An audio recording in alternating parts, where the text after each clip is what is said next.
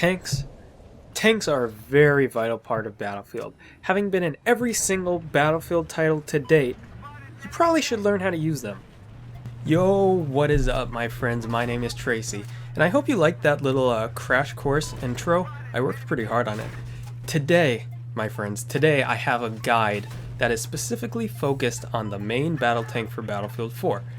This guide is sort of geared towards beginners, people starting out in the series and don't really know where to begin, or if you're a veteran and you don't really know where to begin with the tanks in Battlefield 4 because I just added so much stuff to them, so you might as well watch this guide too.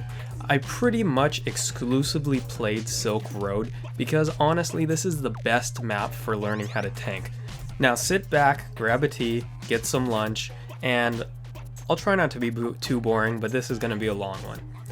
Okay, so I'll be breaking this guide down into different parts, which I'll leave some fancy ass chapter thingy up here for a few seconds. All three of the teams have their own main battle tank. They're all the exact same, they all share the same unlocks, but they look different visually. First off, I'll start with some preparations. Preparations? What? You can skip this part if you like, but I think it will be pretty useful. Obviously, you're going to want to get your vehicle's sensitivity perfect or good enough. Battlefield, as with most titles, has a separate slider for vehicle sensitivity. I like to have mine pretty much exactly identical to my general soldier sensitivity.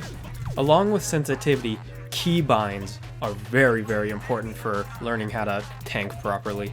By default, the keys that you should care about are W and S to drive the tank forward and backwards, A and D to turn the tank left or right, left click to fire the weapon, and right click to toggle your optics, mouse to rotate the turret, so as with most things, V which changes the views between cockpit and third person, X which fires your countermeasures, which we'll actually get into later, and F to change between your main cannon and secondary weapon.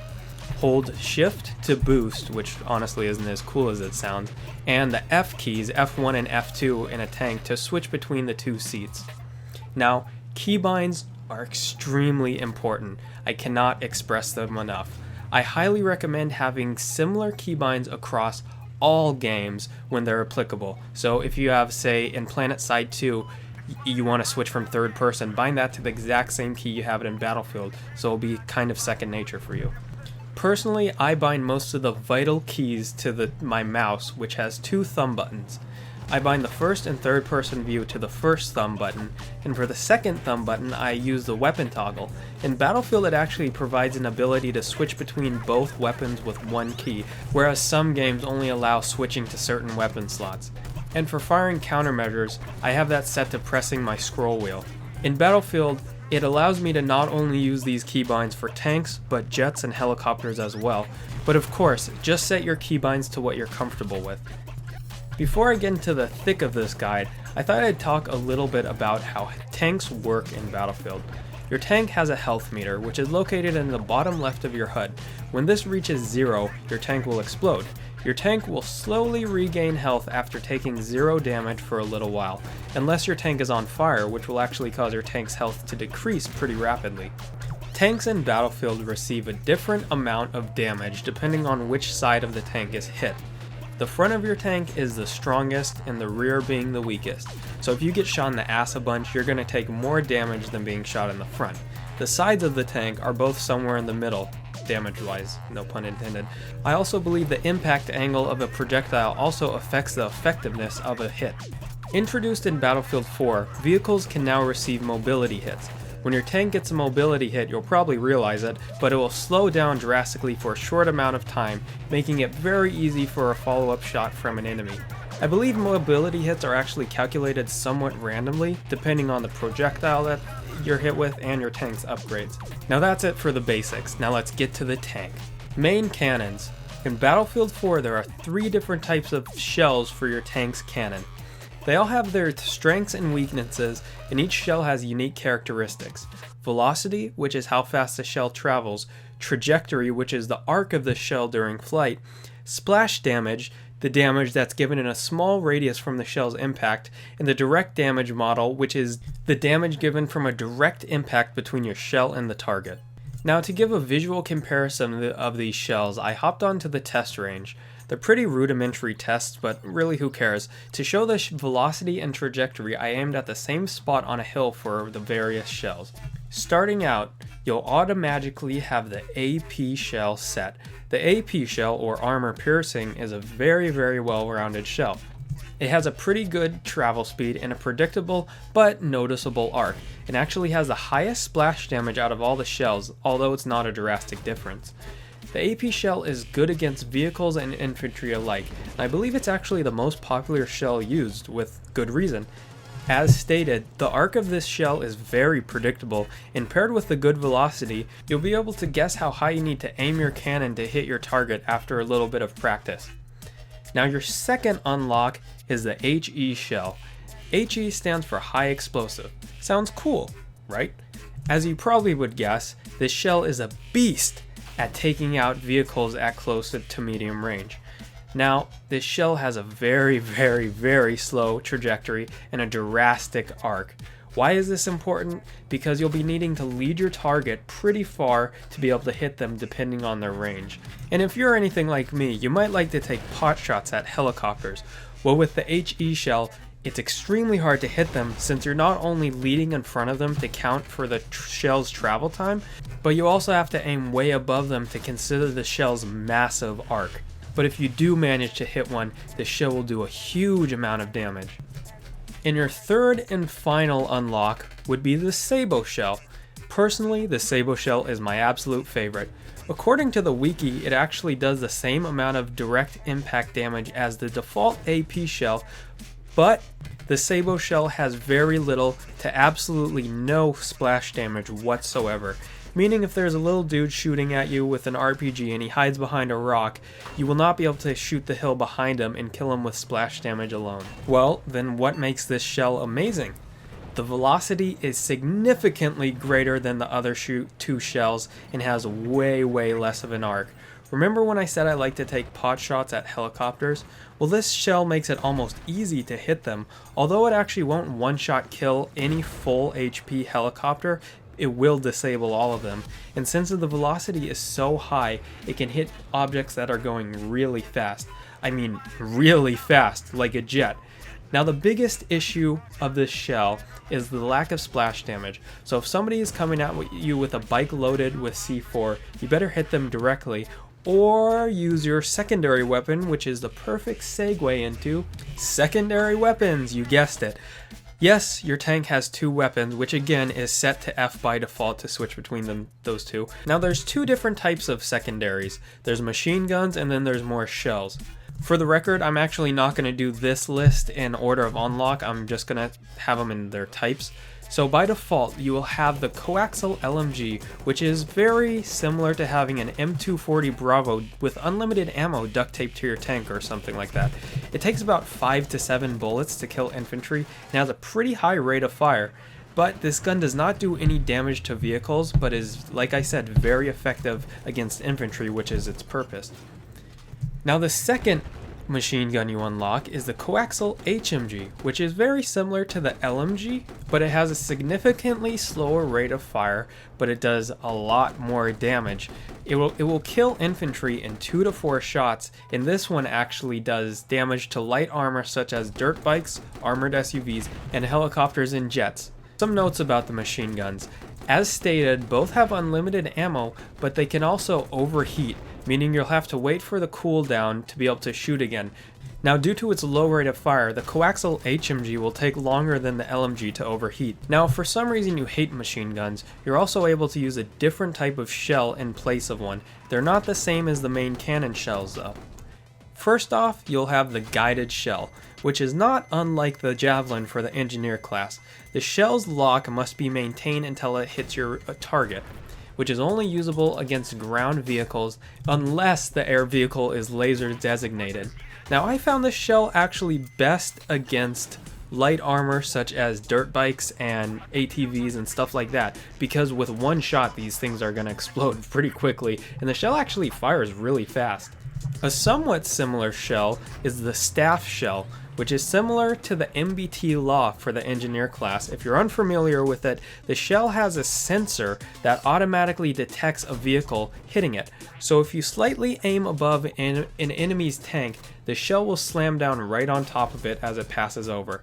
You're also able to dumbfire the staff shell, and I noticed it did quite a bit of splash damage, which I was not expecting. The last secondary shell is the canister shell, which is different from the previous two. The canister shell is like a giant shotgun. It shoots multiple pellets, 16 to be exact, at a maximum of 35 damage and a minimum of 25 per pellet. This is very effective against infantry and light armor and aircraft at a short to medium range, but at long range the spread will be too great to actually hit anything. But here's one thing to consider: if you're going to use the guided or even the staff shell, remember that you have little to no anti-infantry weaponry depending on which cannon shell you use. Now there's one huge issue with using any of these shells, the guided, staff, or canister, instead of using the machine guns.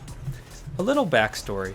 At Battlefield 4's launch, the guided, staff, and canister shells were all completely separate from your main cannon, meaning you were able to fire off a shot with your main cannon, then switch over to your secondary cannon and fire off another instantaneously. I'm sure you can see the issue here. It made it nearly impossible to lose a battle against another tank. Shortly after, DICE made it so that your main cannon and secondary cannon share the same cooldown timer. So if you fire off your main cannon, you're still going to have to wait the same amount of time to fire off your secondary cannon, leaving little to no incentive to really use it. It's actually a great mechanic, but it makes the canister shell, which rips through infantry and doesn't do damage to other tanks, a very risky move since you're unable to switch to your main cannon without waiting to use it again. Okay, let's face it, your tank isn't invincible. Everyone will be trying to blow you up, whether it be infantry, aircraft, or even other tanks. That's why you have your countermeasures, which are binded to your X key by default. Your default countermeasure will be the old IR smoke, which breaks the lock of any incoming missile regardless if it's been fired or not. Second, you'll unlock the smoke screen, which actually doesn't break missile locks, but instead prevents all shells from getting critical hits. According to Simthic.com, the smoke screen causes all shells to do their minimum damage when they hit you. I personally don't know if this is useful in any way at all. Third, you'll receive the fire extinguisher. As I stated, once your tank receives too much damage, it will catch on fire. When this happens, your tank will explode once the health reaches 0. Now, the fire extinguisher allows you to put out the fire, which lets your tank regenerate health instead of losing it. And finally, my favorite, and probably the most popular countermeasure, is active protection. If you're familiar with the MAPS for the support, which you probably aren't, so nobody uses it, so never mind, active protection basically blocks any incoming missiles for a short amount of time, so an RPG, a tank shell, doesn't matter. When active, there will be a green light on your tank which lasts for about 5 seconds before turning red and allowing all projectiles to hit. Success with this is largely based on timing and situation. Say you're being shot at by a tank, an LAV, and even another tank. Pop the active protection and haul your ass out of there. But if you're up against another tank, I always try to get the first shot off first, and when they're about to take a shot at you, pop your APS so you'll be able to get a second shot off for free at them, assuming you get the timing right. The biggest issue with this countermeasure is the time it takes for your protection to be used again. After 5 seconds of protection, you must wait another 25 seconds before it can be used again, which is why I keep saying timing and situation is key for this. But still, you'll honestly probably get more use out of this than the previous 3. Now, you think we'd be done with the tank stuff, but we're not. We're not, my friends. Your tank has toggleable optics, activated by right-clicking. By default, your tank will have the zoom optic, which does exactly what it says. Personally, I like to leave my optic on the zoom optic because I find it more useful than the latter two. Next, you'll unlock the thermal optic, which turns everything which has a heat signature white and mostly everything else black. Soldiers, vehicles, and explosives will all have heat signatures which show up as white. This is especially useful in dense or dark areas where it's hard to make out soldiers or landmines, but in the current state of Battlefield 4, the thermal view is kind of wonky. And finally, we have the IRNV optic, or infrared night vision for long, which is similar to the thermal optic, but it makes things a bit easier to see. But the IRNV optic has a shorter effective distance than the thermal optic, with being able to see infantry up to 50 meters away and vehicles up to 70 meters away. Upgrades. Upgrades? What? Shit. I thought we were done too. Okay, I'll go over these quick. Your tank has upgrades, which work passively and do not need to be activated for use. First off, you'll have maintenance, which increases the rate of which your tank's health will regenerate. Next, you'll get the thermal camo, which increases the time it takes for enemies to lock onto your tank. Third, there's the autoloader, which decreases the time in between shots with your main cannon. I find this one pretty important. And finally, we have reactive armor, which in theory allows your tank to take less damage from incoming fire, according to the Battlefield Wiki. But you know, I had this set on my tank since I unlocked it months ago, and recently I switched to the autoloader for this video, and I didn't notice any difference at all having it on or off. Personally, I think the reactive armor actually protects against random mobility hits. At last. That's it for the main tank, the tank driver. And remember at the start of this guide when I mentioned that you can switch seats with the F key? Well yeah, you can be, or you can have a second dude in the tank as well. This being Battlefield 4, and you can customize every little last thing in the fucking game, you have a few customizations for your gunner seat. You have no choice when it comes to your main gun. You have a 50 caliber machine gun, which is pretty much the same as the coaxial LMG for the driver's seat. The gunner also shares the same optics as the driver, so I'm not going to get into that. When I was making this guide, I learned that the gunner actually has a secondary customization. I literally had no idea that this existed. You can switch between these customizations by pressing F or whatever you have your weapon switch key bound to. By default, you'll be set to the gunner belt feeder, which as DICE states, an enhanced mechanism that reduces the time taken to reload, which doesn't make sense to me because the gunner's only turret has unlimited ammo, and if this upgrade is to do anything at all, I'd guess it'd reduce the cooldown time for the turret. Next, you'll unlock the proximity scan, which does the exact same thing as the driver's proximity scan. Third, you'll unlock the Gunner SOFLAM, which allows your gunner to laser designate targets. Remember when I talked about the guided shell, which I mentioned like hours ago? Well, if you got a buddy on TeamSpeak or something in the gunner seat, you can actually do massive damage with your tank, since for one you'll be able to designate air targets, and as long as the gunner holds the lock with their SOFLAM, the driver actually does not need to. And finally, you have the Gunner Incendiary, which is basically like a single incendiary grenade, which has a very short timer and cannot be shot far at all. I have never, ever seen somebody use this. I actually think it's kind of cool, and if I were to make a wild guess, I'd assume it was for killing enemies trying to plant C4 on the tank, but I really wish I was able to get a kill with it.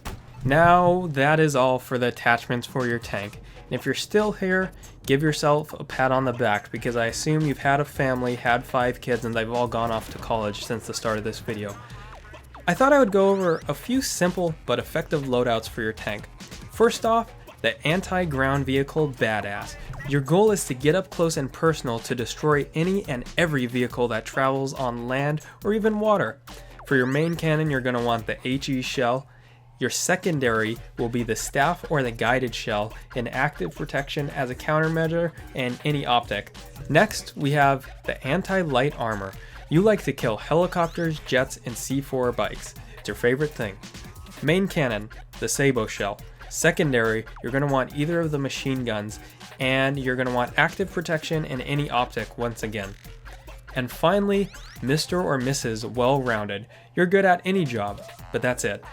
Main cannon, you're going to want the AP shell. Secondary, you're going to want either of the machine guns and active protection for your countermeasure, and once again, any optic. Finally, I thought I would wrap up this video with some general tanking tips. Remember at the start of the video when I mentioned key bindings? Yes, that's still very important. Now most of the key bindings on my mouse are relatively standard, but one that sticks out is me changing view modes. I find being able to go from third to first person view and back again extremely important, because in third person you can actually peek over walls, around hills, and it gives you a huge advantage. It's probably obvious, but if you're in a tank, you'll always want to be looking around for infantry with C4 or launchers, as well as landmines. As of right now, the M2 Slam doesn't kill tanks anymore, which I'm really sad about, but the other landmines do. If you see somebody running up towards your tank with C4, try and move in the opposite direction as fast as you can to get a clear shot at them. Which segues into my last tip: if possible, never ever leave your tank. This happens all the time. If an enemy soldier is right next to you, putting C4 on the tank, and you have nowhere to go, your best bet is probably to jump out and shoot them. But remember, if you jump out too soon, the enemy can jump in your tank. I use this strategy all the time when I'm near an enemy tank, because most of the time I actually have nothing to destroy them with, so I just stand next to their vehicle, because 9 times out of 10 they'll jump out in panic once they see me. Well, congrats! You have made it to the end of the video. Now hop in your tank and blow some bitches up. I hope this guide helped you in any way at all. I worked pretty damn hard on it. This is probably my longest video on the channel right now, and let me know what other Crash Course guides you'd like to see. But yeah, thanks for watching, and if you liked the video, like it, and if you really liked it, hit that subscribe button. Peace out, stay safe.